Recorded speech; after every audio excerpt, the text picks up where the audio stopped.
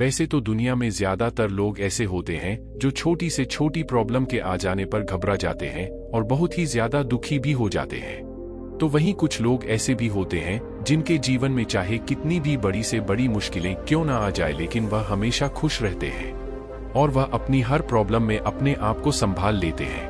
और एक वे लोग भी होते हैं जिनके पास सब कुछ तो होता है लेकिन फिर भी वह हमेशा दुखी ही रहते हैं, आपको हमेशा वे दुखी ही मिलते हैं। और दूसरे वे जिनके पास कुछ हो या ना हो लेकिन वह आपको हमेशा खुश नजर आते हैं। आज हम ऐसे ही एक कहानी के बारे में बात करेंगे। यह कहानी ऐसी है कि आपके जीवन में हजारों मुश्किलें या बड़ी से बड़ी परेशानियां क्यों ना आ जाए, लेकिन यह कहानी आपको हर मुश्किल में रहना और मुस्कुराना सिखा देगी। एक बार एक भिक्षु एक बड़े राज्य की यात्रा पर निकला। जब रास्ते में रात हो गई तो वह एक व्यक्ति घर रुक गया। जिसके घर वह रुका था उस व्यक्ति का नाम था प्रेम। और प्रेम ने उस रात भिक्षु की खूब अच्छे से सेवा की। और दूसरे दिन सुबह जब भिक्षु जाने लगा तो प्रेम ने भिक्षु को खाने के लिए कुछ सामान देकर विदा किया ताकि वह रास्ते में भूख लगने पर इसे खा सके। वह भिक्षु उस आदमी की सेवा से बहुत प्रसन्न था और भिक्षु प्रेम को दुआएं देने लगा कि हे ईश्वर, इस प्रेम को हमेशा खुश रखना और इसे हमेशा दिन प्रतिदिन आगे बढ़ाते ही रहना। इस बात पर प्रेम हंसने लगा और भिक्षु से बोला कि हे अतिथि, जो आज है वह अब कल नहीं रहने वाला। इस बात पर भिक्षु उस प्रेम की तरफ देखता ही रह गया और फिर वहां से आगे चला गया। जब भिक्षु रास्ते में जा रहा था तो उसके मन में प्रेम की वह बात बार बार घूम रही थी। जब भिक्षुई ने पूरे राज्य का भ्रमण कर लिया तो कुछ महीनों बाद फिर वह उस प्रेम के घर आया और देखा कि सारा धन और सारी संपत्ति सब कुछ उसके पास से चला गया है। जब उसने प्रेम को आवाज लगाई तो प्रेम वहां पर नहीं था।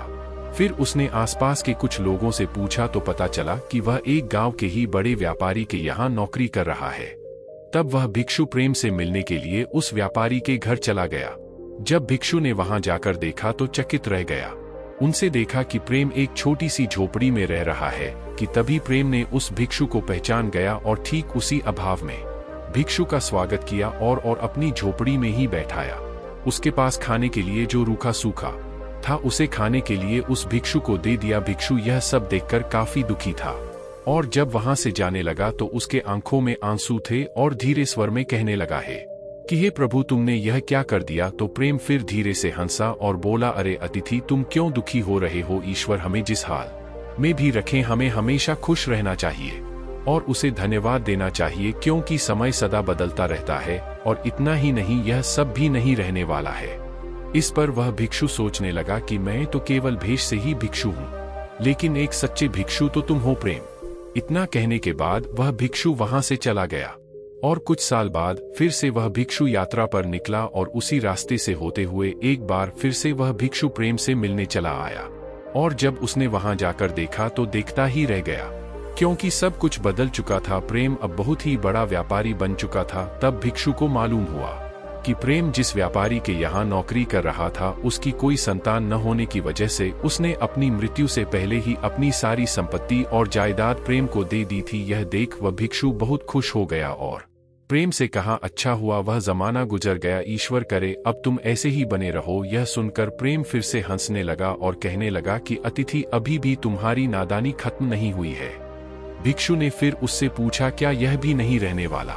तब प्रेम ने कहा, जी हाँ, यह भी नहीं रहने वाला। या तो यह चला जाएगा या फिर इसको अपना मानने वाला ही चला जाएगा। यहाँ पर कुछ भी नहीं रहने वाला है। अगर कोई चीज शाश्वत है तो वह है हमारी आत्मा है और हमारे पवित्र मन की शांति है। हमारे मन का सुकून ही हमारी सबसे बड़ी दौलत है। भिक्षु ने प्रेम की इन बातों को बहुत ही ध्यानपूर्वक सुनता है और वापस चला जाता है। कुछ सालों के बाद फिर जब भिक्षु उस गांव से गुजरा तो देखा कि प्रेम का वह महल बहुत ही शांत और सुन्न पड़ा हुआ है। उसने देखा कि महल में सारा सामान ऐसे ही पड़े पड़े खराब हो रहा है। तब उसने प्रेम को आवाज लगाई, लेकिन वहां कोई नहीं था।